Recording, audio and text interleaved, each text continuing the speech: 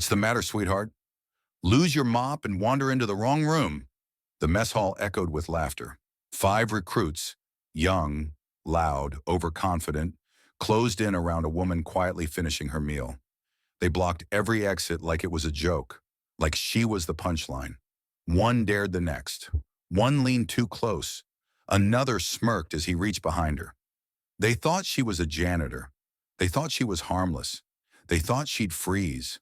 She didn't raise her voice. She didn't flinch.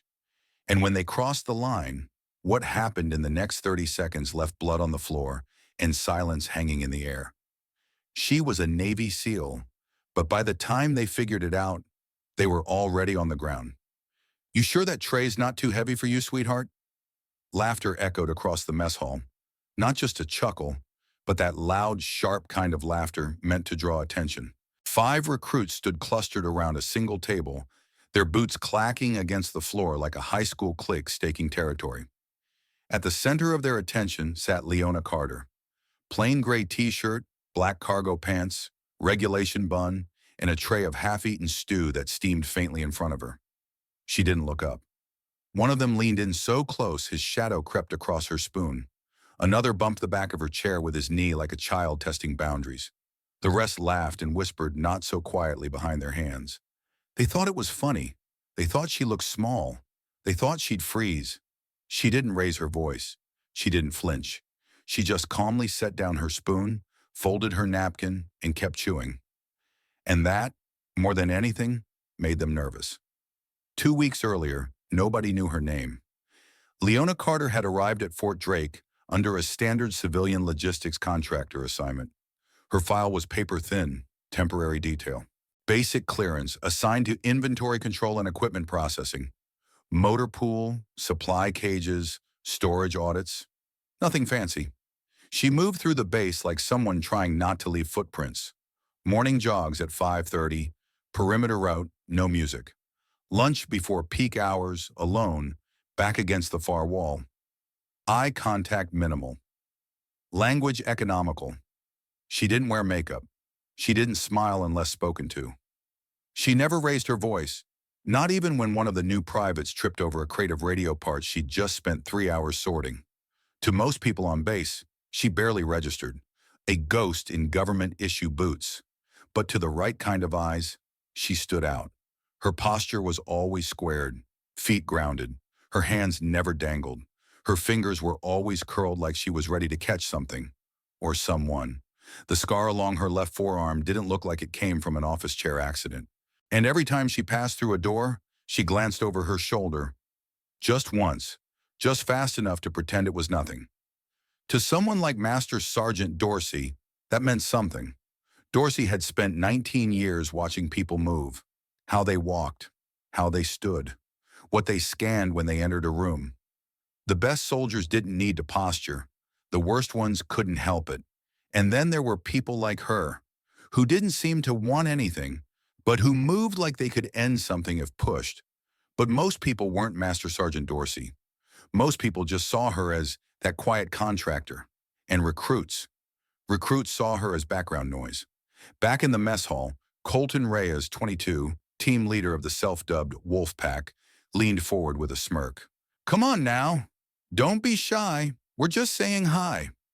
The other 4 closed in around the table like jackals circling a rabbit. Bryce, the loud one. Trent, the cocky one. Milo, the always smiling one. And Dane, the one who always stayed a half step behind the others but never objected. To them, this wasn't bullying. It was entertainment. They weren't hungry for food. They were hungry for reaction. And Leona gave them none. No flinch, no glare. Not even a sarcastic comeback. Just a bite of stew. A pause. A slow chew. Then one glance, upward, calm, cold, measuring. And for the briefest moment, Colton Reyes faltered. Just a flicker. Just long enough for him to remember something he'd once heard from a drill sergeant. The quiet ones aren't quiet because they're weak. They're quiet because they know what happens when they stop being quiet. But that memory vanished just as fast as it surfaced, drowned out by ego and laughter. The military teaches you to assess threats, height, weight, tone of voice, rank, posture. But the most dangerous thing on any base isn't what you see, it's what you ignore. Leona Carter wasn't hiding. She just wasn't performing. And that's why they missed her. They were looking for someone loud, someone obvious, someone playing the game. They didn't see a warrior. They saw a woman with a spoon. And when they finally paid attention, it was too late to stand up. Master Sergeant Dorsey had seen it before, but never this quiet. It always started the same way. The sideways glances, the whispered jokes, the casual overconfidence of young soldiers who hadn't yet learned that combat and barracks life were two very different battlefields. At first, he didn't think much of the girl in the faded gray tee jogging the perimeter at 0530. Contractors came and went. Most stayed invisible. But this one? She moved like she didn't trust flat ground. He noticed how Leona Carter never ran with earbuds. Her eyes tracked corners, scanned rooftops. She ran with posture, not just form, but posture, like someone who expected ambushes from blind spots. She didn't bounce like a jogger.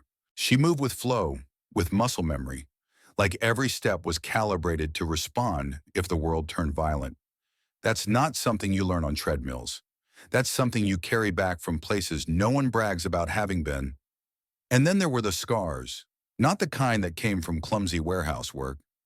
No, these were deliberate, straight, healed clean. One followed the edge of her left triceps like a knife had once traced her muscle. Another peeked out behind her collar, faint, white, but unmistakably the tail end of a burn. She was covered just enough to make you forget, but not enough to hide from someone like Dorsey. A man who'd spent his career in the shadows of JSOC operations and learned to read bodies like briefing reports. The wolf pack was louder. They weren't evil, not yet, just untested. Young men with new haircuts and old egos, bonded not by combat but by shared insecurities dressed as jokes.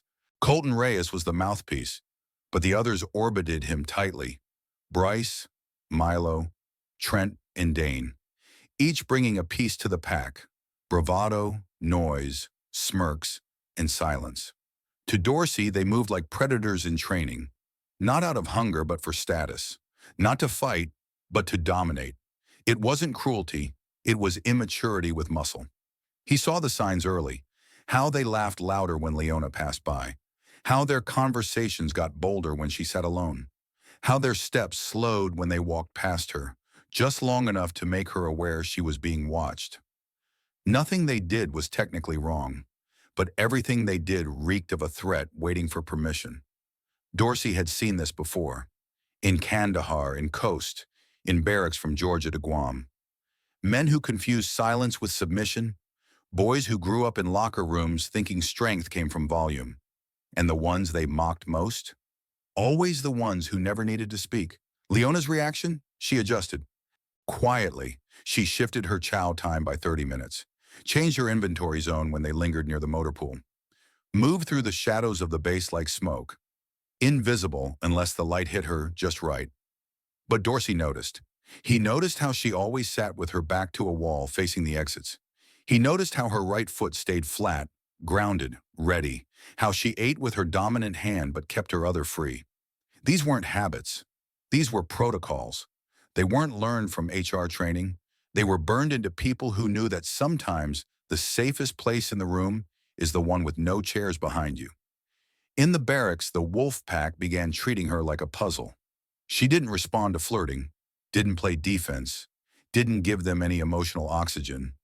That drove them crazy, like moths drawn to a flame that wouldn't flicker. Reyes called her Shadow Ops Barbie once, just loud enough for her to hear. She didn't even glance his way. He laughed louder. Bryce punched his shoulder like it was a victory, but Dorsey knew what he was watching, and it didn't feel like a game anymore. There's something about military culture that both honors silence and punishes it. The loud ones often get praise. The quiet ones get overlooked, until they're the last ones standing. The irony isn't lost on those who've served long enough to see the system from both ends. The flashy ones get medals. The quiet ones get results. And sometimes the most dangerous person in the room is the one folding laundry or sweeping brass. Leona didn't project power, she withheld it, and that's what made the pack dangerous. Because when power refuses to rise to provocation, it challenges the very identity of boys who define strength by reaction. Dorsey thought about saying something. He really did.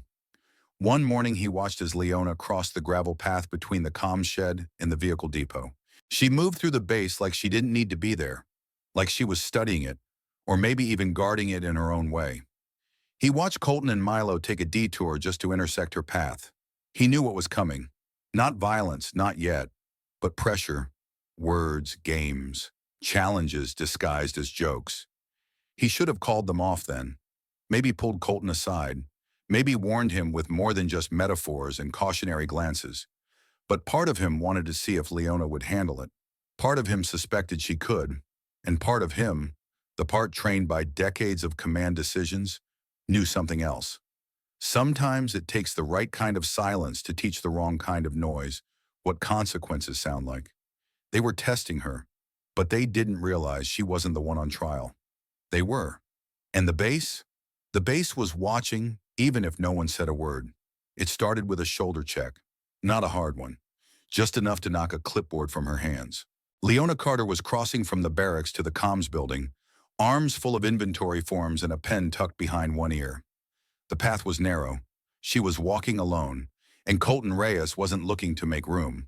The bump was quick, intentional. Her papers scattered across the gravel. "Watch where you're going," he said, voice flat, like she'd stepped into his lane. Leona didn't react. Not with a glare, not with a word. She crouched silently, retrieved her forms, brushed the dust off the corners, and continued walking. She didn't look back, but Reyes did. A few days later, she was stationed near the supply sheds, checking serial numbers on a crate of cold-weather radio components. Bryce and Trent happened by, sipping energy drinks and talking loud enough for everyone within 50 feet to hear. "Damn," Bryce muttered. "Didn't know logistics came with curves." Trent let out a low whistle, followed by, "Think she counts body parts or just boxes?" Leona didn't flinch. She didn't glance up. She reached for the next item on her list. Read the tag. Logged the code. Moved on. It wasn't defiance. It wasn't fear. It was disinterest. Surgical, controlled, and devastating. To men like that, being ignored hurt more than being yelled at. That night, Leona changed her routine. Dinner was moved earlier, before the crowds. Supply inventory was reassigned to quieter shifts. Her presence faded even deeper into the background. But the adjustment only made things worse. Because avoidance to men like Colton Reyes didn't look like wisdom. It looked like fear. And fear was an invitation. Master Sergeant Dorsey knew what was happening. He'd seen it from the edges. Not the bump, not the comments, but the pattern. The way the wolf pack hovered around her orbit without ever crossing the line fully. Like wolves sniffing the wind. One afternoon, he found Colton and Bryce near the motor pool, leaning against a Humvee they weren't assigned to, talking just loud enough to turn heads. "Some people think they don't need to fit in," Bryce was saying, like they're above the culture. "Yeah," Colton nodded, "but if you don't learn the rhythm of the place, you'll get left out." Dorsey approached slow and deliberate, boots crunching with authority. "You boys got something to share?" They straightened up quick. "Just talking base integration, Master Sergeant." Dorsey raised a brow. "Base integration? That what you call it when you make a contractor's life miserable because she won't laugh at your jokes?" Bryce stammered. "We're just being friendly." "Friendly," Dorsey repeated like tasting something rotten. "And she appreciate that friendliness?" "She's just quiet," Colton said. "Hard to read." Dorsey paused, let the silence hang. "You ever hear the phrase, 'still waters run deep'?" They nodded awkwardly. "Means some folks are quiet because they've got nothing to say. Others are quiet because they've got too much to say, and they're smart enough to keep it to themselves." The boys looked at each other, confused, defensive, amused. Dorsey continued, "Trick is figuring out which kind you're dealing with before you do something stupid." "You saying we're being stupid, Master Sergeant?" Colton asked. "I'm saying you're playing with things you don't understand. And when you do that long enough, you stop getting warnings and start getting reminders." Colton chuckled, the kind of laugh young men use when they want to look brave. "Understood, Master Sergeant." But Dorsey could see it in his posture. The words were heard, not felt. That conversation wasn't a deterrent, it was a challenge. There's a truth about humility no one teaches fast enough in uniform. It's not always passive. Sometimes it's restraint. Sometimes it's mercy.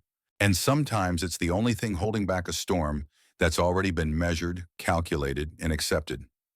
Leona Carter didn't avoid conflict because she was afraid. She avoided it because she knew what it cost. There's no glory in breaking someone who's already beneath you, but there's danger in letting them think they can keep rising unchecked. The next incident happened in the dining hall. Subtle, quiet. Leona had entered near the tail end of the dinner rush, hoping for a short meal in a quiet corner. She sat alone, same corner, same wall to her back, same tray of stew, bread, and coffee. Then Colton walked in, followed by Bryce, then Trent, then Milo and Dane. They moved together, casually but deliberately, like a school of fish adjusting direction as one. They didn't sit, they lingered. Their voices dropped low. One leaned against a nearby table. Another leaned forward, elbows on knees. They blocked lines of sight. They didn't touch her, but they didn't need to. The pressure was social, psychological, territorial. Leona took one more bite, set her spoon down, wiped her mouth with a napkin, and then she said it. The only words anyone nearby would remember later. "I suggest you find somewhere else to sit." She didn't raise her voice. She didn't blink. It was the calm before a hurricane, but the pack mistook it for wind. Dorsey heard about it later that night from a junior officer who'd been too far away to intervene, too stunned to interpret. He closed the report, didn't file it, just sat there for a long moment, looking at the floor, because he knew what came next. He'd seen the look in Leona Carter's eyes before, not on this base, but overseas, in raids, in debriefs, in silent, classified photographs never meant for press or medals. That wasn't anger. That was a calculation. Humility, when mistaken for weakness, becomes the sharpest blade. And Fort Drake was about to learn what happened when a blade finally moves. The mess hall was nearly empty. Dinner rush had passed. Trays had been cleared. Only the sound of boots on tile and distant chatter echoed from the far side of the building. Fluorescent lights buzzed faintly overhead. Leona Carter sat alone at her usual spot. Far end, back wall, perfect sight lines to every exit. Her tray held the usual: beef stew, a hard roll, black coffee cooling beside it. She was halfway through the meal when the atmosphere shifted. Not loudly, not obviously, but like a weather front rolling in. One moment, peace. The next, presence. 5 figures moved into the room with the kind of synced timing that didn't happen by accident. Colton Reyes led the way, flanked by Bryce, Trent, Milo, and Dane. The so-called wolf pack. Not laughing now, not joking. Their eyes were locked in, their boots tapped in rhythm, their smiles were thin. They didn't come to eat. They came to finish what they started. Leona didn't look up. She dipped a spoon into her stew, raised it to her lips. Calm, controlled. She chewed. She swallowed. She set the spoon down, and then she spoke, flat even. "Evening." Bryce gave a forced laugh, the kind that cracks when nerves are leaking through confidence. "She talks. I was starting to think you were mute." "Just selective," Leona replied, still not looking at him. Trent took a step closer, letting his broad frame shadow the edge of her table. "Selective about what?" he asked. "About who I waste breath on." That should have been enough. But Colton stepped in now, arms crossed, staring down. "Most people around here try to be friendly. You act like you're too good for the rest of us." Leona finally looked up. Her eyes were calm. Too calm. "I don't act like anything," she said. "I just eat my dinner alone." Dane moved behind her now, quietly, subtly, cutting off her exit. Not quite a threat, but not just conversation either.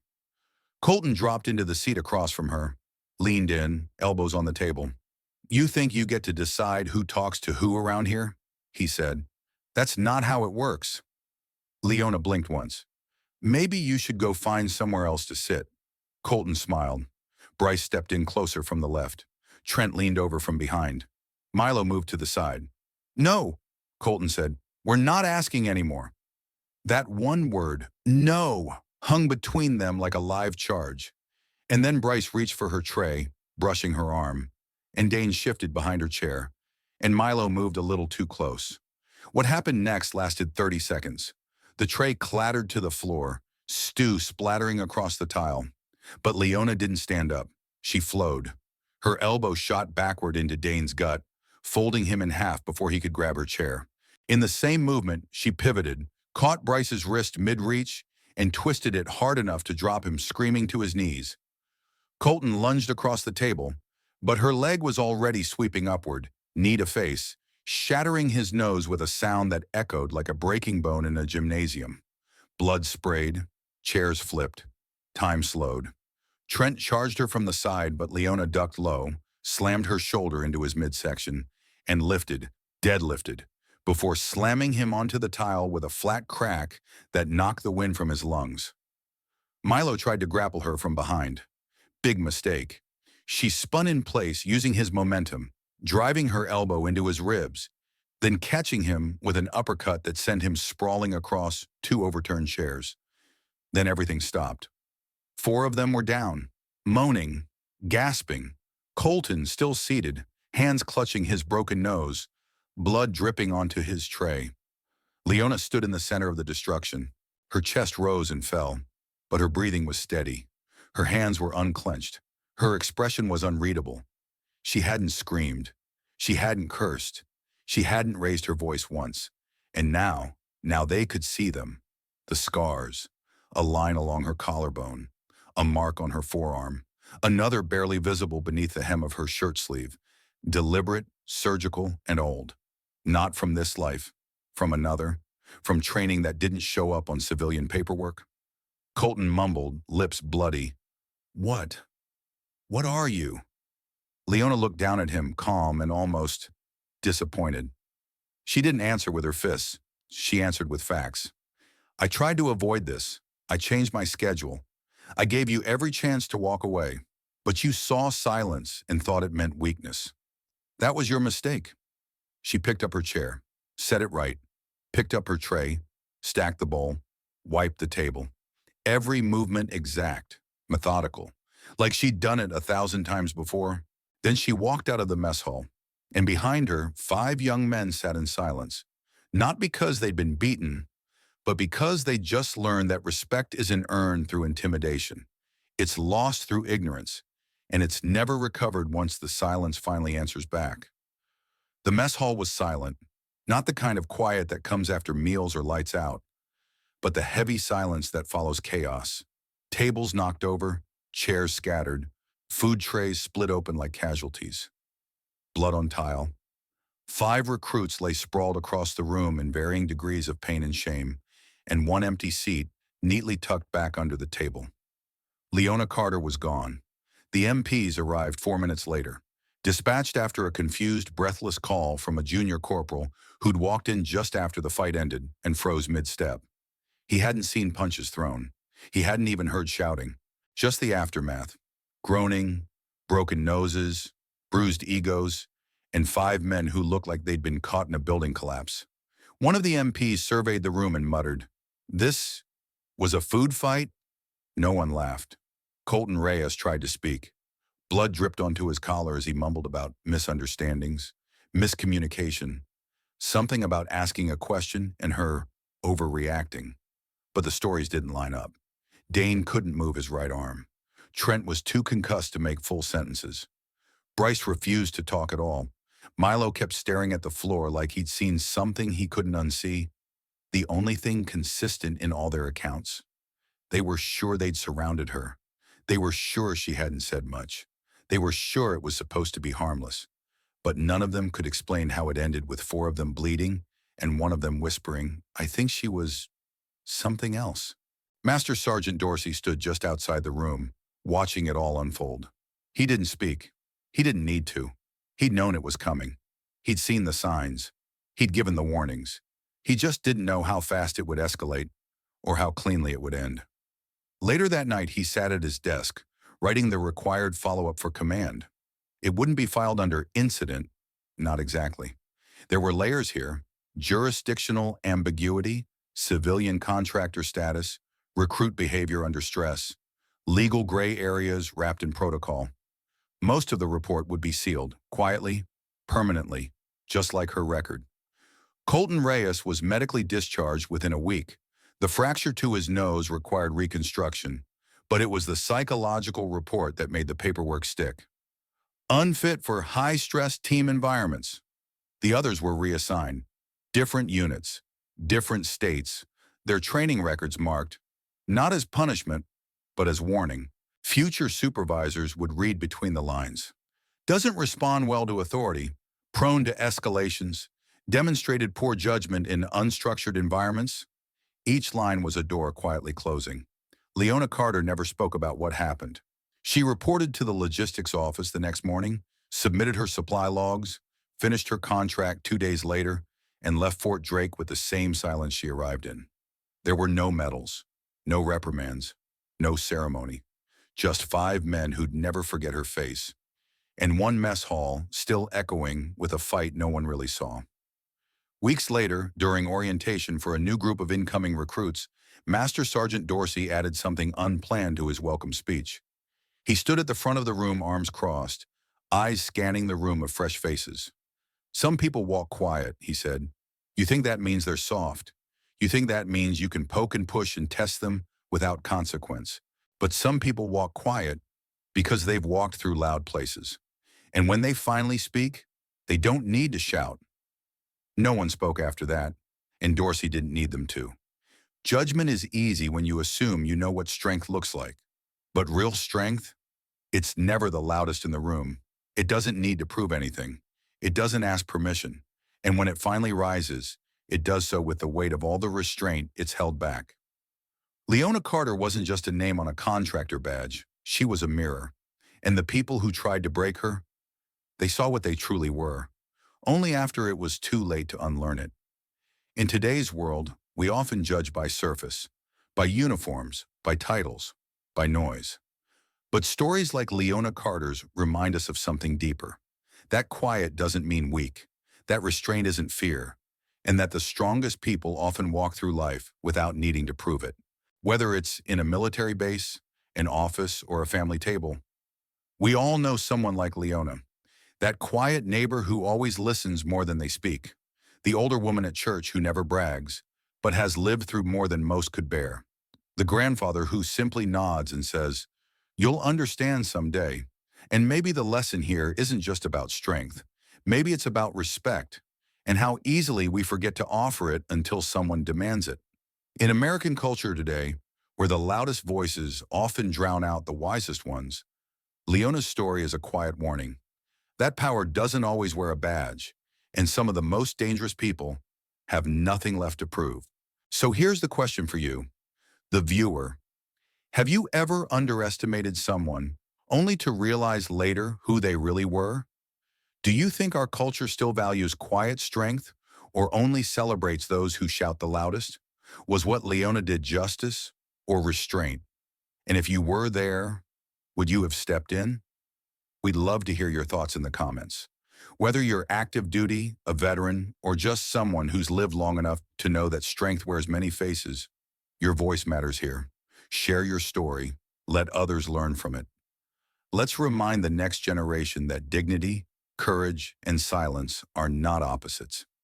If this story moved you, inspired you, or made you reflect, hit that like button, subscribe to the channel for more powerful true stories, and don't forget to share this video with someone who needs to remember that silence is sometimes the loudest warning. Thank you for watching. Stay strong, stay kind. And as always, walk quiet, but carry history.